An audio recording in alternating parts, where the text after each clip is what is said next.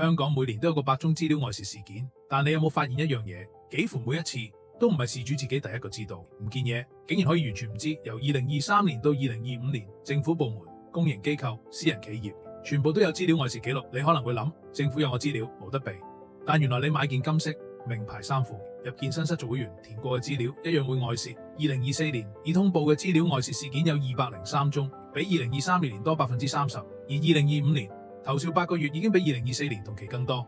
但要記住，呢啲只係有通報嘅數字。點解資料外泄永遠都後知後覺？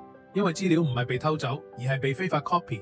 資料仲喺度，但已經多咗一份喺你完全唔知嘅地方。要發現呢件事，需要專業嘅審計同持續監察。老實講，99%落機構都冇做，因為資料可以賣錢。暗網 Telegram 群組每日都有香港市民資料出售，一有人發現爆料，傳媒跟進，機構先開始查。實際流程就係非法 copy、地下販賣。外界發現，傳媒報道，事主見報啟動內部調查，通報私隱專員，永遠都慢一步。問題係你點樣可以唔靠運氣，先知道自己資料有冇被人偷、被人賣？我哋正就係解決呢個問題。